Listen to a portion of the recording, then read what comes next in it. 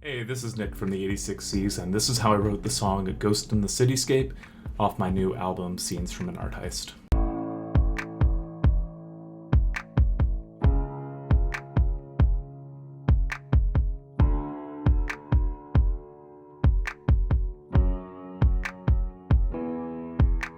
Yeah, so Ghost in the Cityscape, long before it was actually a song, was an idea for a title.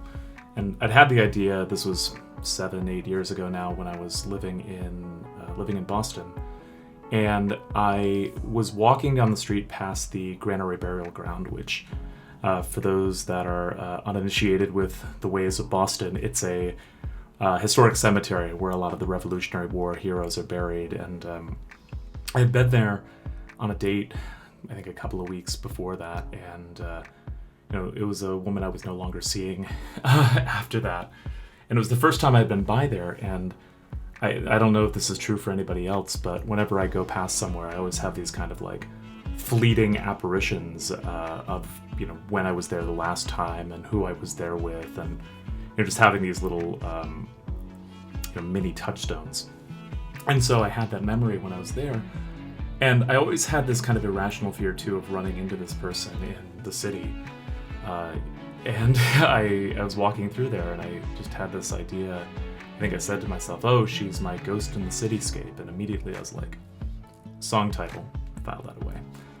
I didn't have any immediate use for it. But when it came time to write the album, when it came time to write Scenes from an Art Heist, I had this idea in mind of having these, every song is its own vignette about people stealing art and why they choose to do it, but I wanted to have this loose suite of 3 songs that tell, beginning to end, this very fucked up love story where you have the first song where it's guy meets girl, they bond over a piece of art, and they fall in love.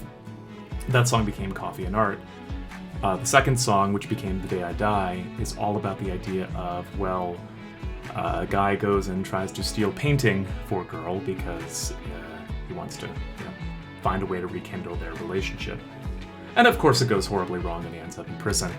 And the third song is all about that idea of what happens once he's released from prison, and how do you cope with this idea of you've hurt somebody so drastically, but you still have these really strong, the strong attachment to somebody.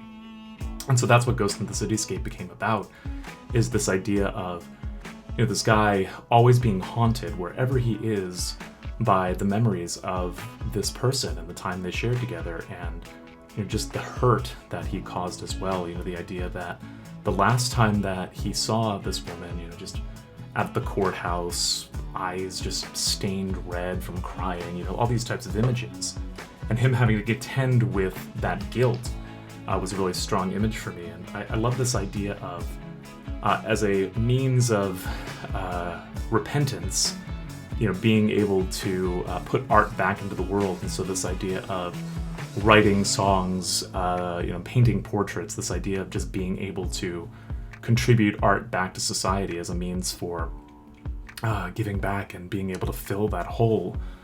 So that's how the song came about lyrically. Somehow I doubt that you'll hear it.